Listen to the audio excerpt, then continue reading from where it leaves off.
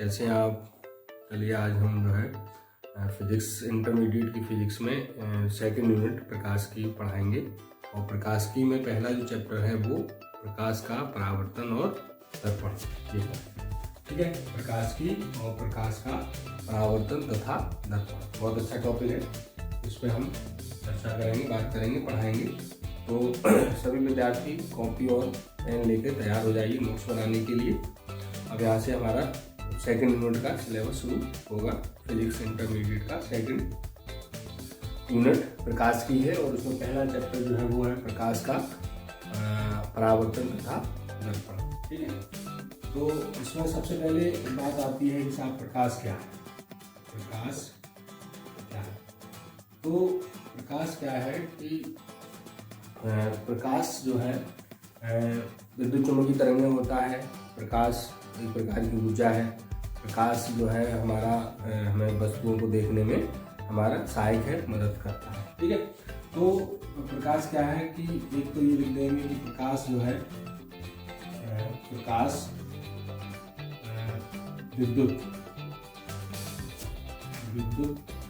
चुम्बकीय तरंगें होती हैं। ठीक है, विद्युत चुम्बकीय तरंगें होती हैं तथा प्रकाश एक प्रकार की ऊर्जा है। ठीक है, यह है वस्तुओं को देखने में सहायक है। ठीक है, तो प्रकाश जो है एक प्रकार की ऊर्जा है। ये विद्युत चुम्बकीय तरंगें होती हैं और इन्हें अनुप्रस्थ तरंगें भी कहा जाता है और ये वस्तुओं को देखने में।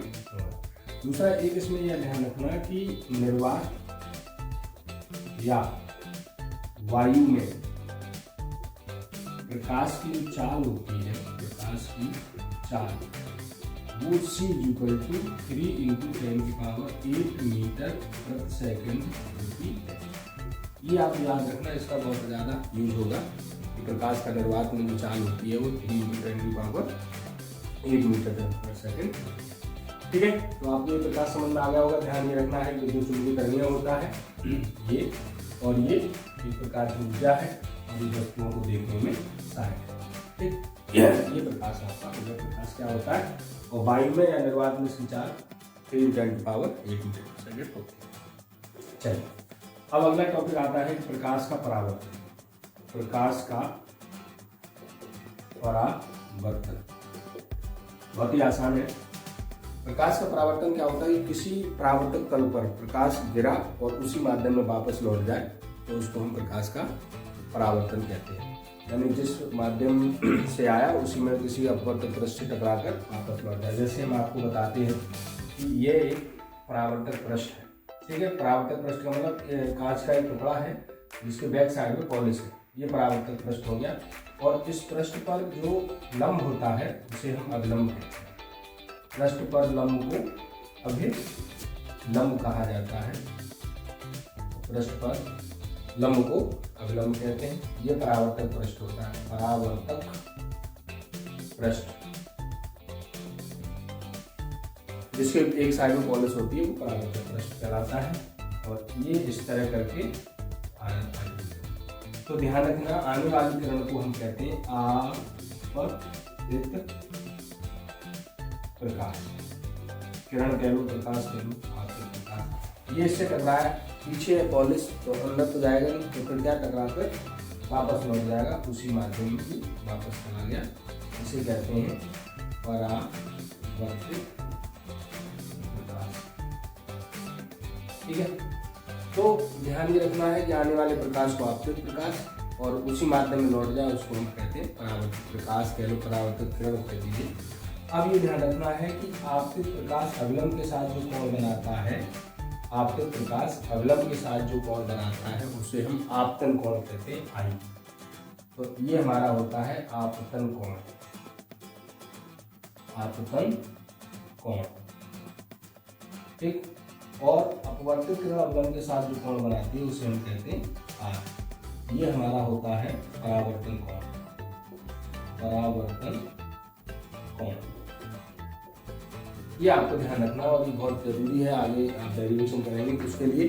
तो आने वाली तरंग को आपतित तरंग उसी माध्यम में लौट जाए, परावर्तित तरंग किरण और आपतित प्रकाश अविलंब के साथ जो कोण बनाता है उसे आपतन कोण आई ही कहते हैं।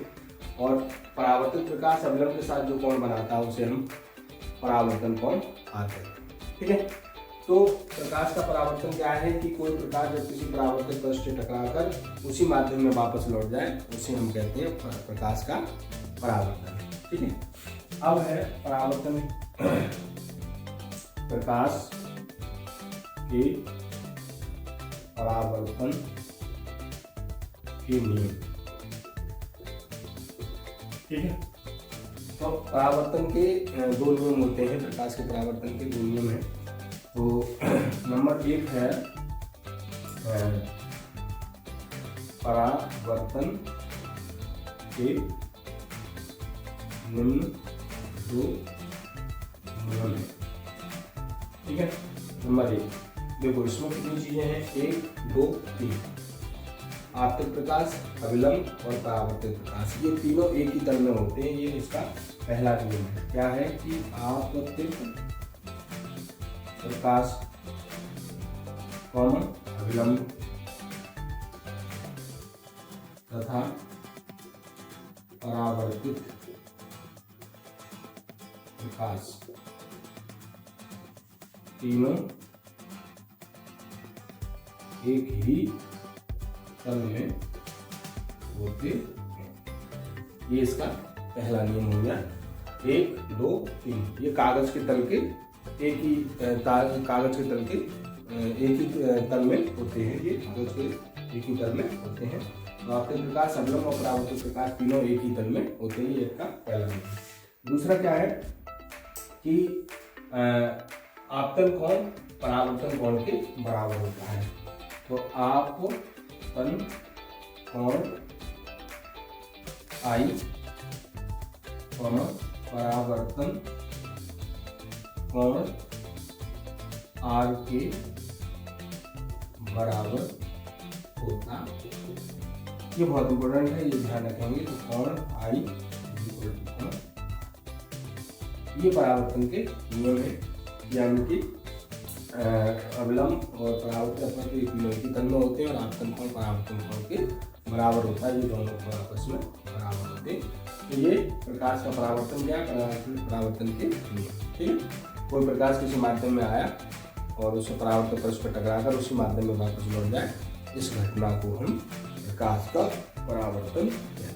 ठीक है, इसके दो नियम हैं, ध्यान ये रखना है। आने वाले प्रकाश को आपतित प्रकाश, लौट जाए उसी माध्यम में परावर्तित प्रकाश, और किसी पृष्ठ पर लंब को अविलंब करते हैं। ठीक है, तो आपतित प्रकाश अविलंब के साथ जो कोण बनाता है वो आई होता है। परावर्तित प्रकाश अविलंब के साथ जो कोण बनाता है वो आर होता है। नियम में आई और आर बराबर होता है, ये परावर्तन का सेकंड नियम है। और पहला नियम है ये तीनों ही एक ही तल में होते हैं। ये आपका परावर्तन का नियम और प्रकाश हो गया। ठीक है, आगे हम पढ़ाएंगे आपको दर्पण क्या होता है। तो ये जो है प्रकाश का परावर्तन हो गया, और उसके बाद दर्पण क्या होता है, इसके कितने प्रकार के होते हैं, ये आपको अगली वीडियो में देखने के लिए थोड़ा सा वेट करना होगा। तो ओके।